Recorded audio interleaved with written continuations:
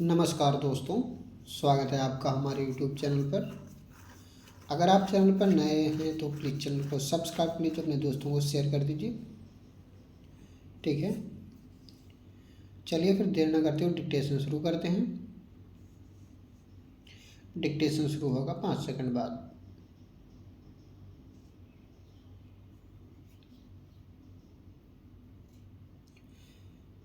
Start.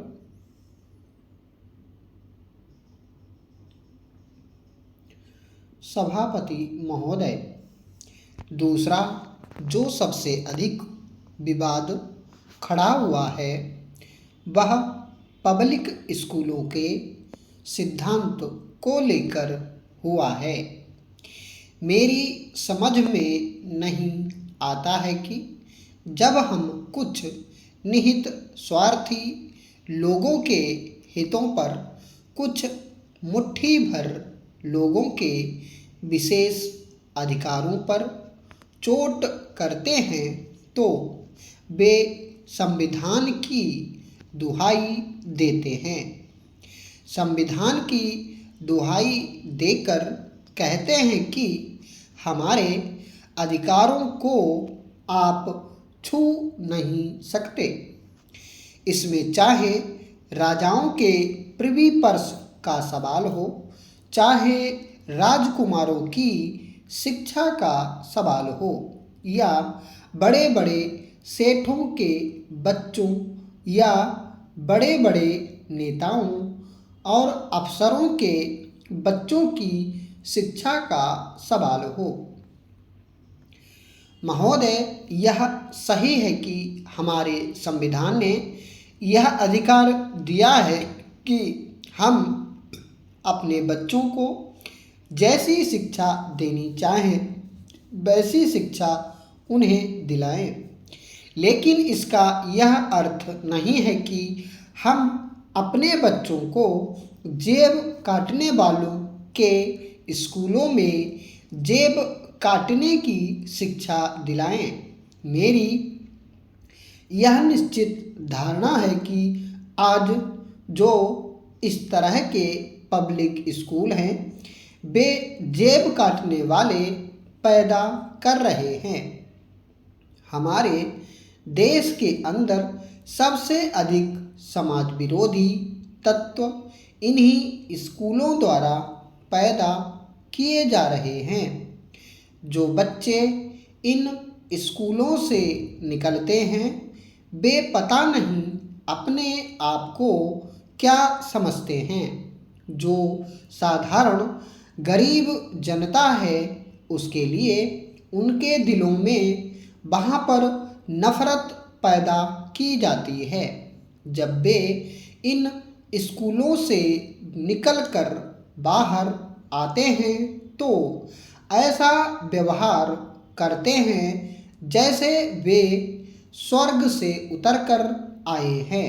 In public स्कूलों से हमारे देश की संस्कृति, हमारे देश के महान इतिहास, हमारे देश की शिक्षा से बच्चों के दिलों में नफरत पैदा की जाती है। इस प्रकार की शिक्षा जो हमारे इन पब्लिक स्कूलों में दी जाती है वह राष्ट्र विरोधी है, समाज विरोधी है और वह देश के लक्ष्यों, हमारे राष्ट्र के उद्देश्यों को प्राप्त करने में सहयोग प्रदान नहीं करती बल्कि उन्हें बाधा डालती है। आश्चर्य की बात यह है कि लोक सेवा आयोग द्वारा जब नौकरी देने का प्रश्न आता है तो सबसे अधिक अवसर इन्हीं बच्चों को दिए जाते हैं। यही कारण है कि आज हमारी सेवाओं में जो आते हैं वे सब एक विशेष मनोवृत्ति लेकर आते हैं। वे देश की सेवा करने की मनोवृत्ति लेकर नहीं आते हैं बल्कि अपने आराम की मनोवृत्ति लेकर आते हैं। मैं यह चाहता हूँ कि यदि यह वैधानिक प्रश्न हो तो हमें विधान में संशोधन करना चाहिए। इससे पहले हम इतना तो कर ही सकते हैं कि इन पब्लिक स्कूलों और दूसरे सरकारी या गैर सरकारी स्कूलों में जो फीस में असमानता है वह असमानता न रहे।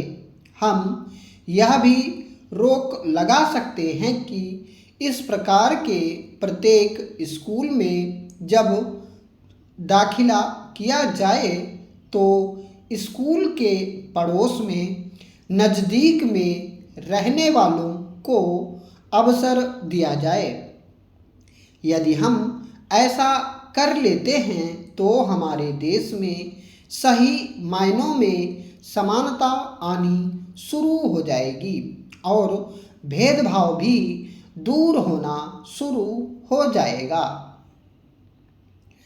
सभापति महोदय, उत्तर प्रदेश राज्य के पिछड़ेपन को दूर करने के लिए पहाड़ी क्षेत्रों का एक अलग से राज्य बनाए जाने के संबंध में यह प्रस्ताव सदन में विचार करने के लिए प्रस्तुत किया गया है।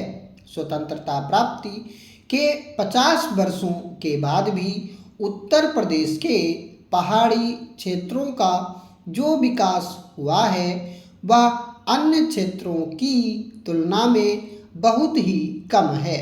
इस क्षेत्र के लोगों के बीच में एक ऐसा असंतोष व्याप्त है जिसका जिक्र वे समय समय पर करते रहते हैं। मेरे विचार से उत्तर प्रदेश के वे 8 जिले जिनके नाम इस प्रस्ताव में दिए गए हैं उनका एक प्रदेश और अन्य दूसरे जिलों का दूसरा प्रदेश बनाया जाना चाहिए। आज़ादी के इतने वर्षों के बाद भी यहाँ के निवासियों को शिक्षा की सुविधा नहीं है। चिकित्सा तथा अन्य सुविधाएं भी प्राप्त नहीं हैं। आज भी इस क्षेत्र के अनेक लोगों ने रेलगाड़ी को नहीं देखा है। यहाँ ऐसे भी स्थान हैं जहाँ पहुँचने में 1-2 महीने का समय लग जाता है। इसका कारण यह है कि वहाँ आने जाने की सुविधा नहीं है। यहाँ के लोगों के लिए पीने के पानी की भी सुविधा नहीं है। यदि हम उत्तर प्रदेश की जनसंख्या और इसके विस्तृत क्षेत्रफल को देखें तो लगभग 15 करोड़ की जनसंख्या वाला यह प्रदेश अपने देश की सबसे बड़ी जनसंख्या वाला प्रदेश है।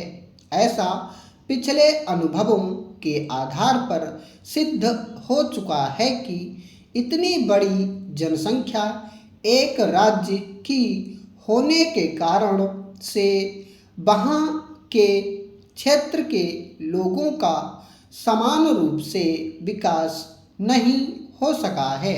यदि हम न्यायपूर्ण ढंग से भी राज्य में विकास के काम करें तो प्रत्येक क्षेत्र के साथ न्याय नहीं हो सकता है। मंत्री महोदय इस बात को स्वीकार करेंगे कि विश्व में ऐसे भी देश हैं जिनकी जनसंख्या उत्तर प्रदेश राज्य की जनसंख्या से बहुत कम है। महोदय, इस क्षेत्र के लोग भोले भाले हैं और राष्ट्रभक्ति के प्रेम से बंधे हुए हैं। इस प्रेम में बंधे होने के कारण वे अनुशासित ढंग से इस समस्या को देश के सामने रखते आए हैं। हमारे प्रथम प्रधानमंत्री के नेतृत्व में इससे संबंधित एक समिति का गठन भी किया गया था और उस समिति ने भी उस समय यह सिफारिश की थी कि इस राज्य को दो भागों में विभाजित कर दिया जाना चाहिए। मैं इस बात को बड़े गर्व के साथ कह सकता हूँ कि जहाँ अन्य प्रदेशों ने अपनी समस्याओं के समाधान के लिए हिंसा का सहारा लिया, सरकार के कामकाज में बाधा डाली, वहीं इस पर्वतीय क्षेत्र की जनता ने अनुशासन में रहते हुए देशभक्ति का परिचय देते हुए और अपनी बात को अनुशासन में रहकर इस देश की सरकार के सामने रखा है। मैं आपके माध्यम से सरकार से पूछना चाहता हूँ कि यदि इस पर्वतीय क्षेत्र का विकास पूर्ण रूप से नहीं होता है तो क्या इसकी जिम्मेदारी केंद्र सरकार के ऊपर नहीं आती है? स्टॉप।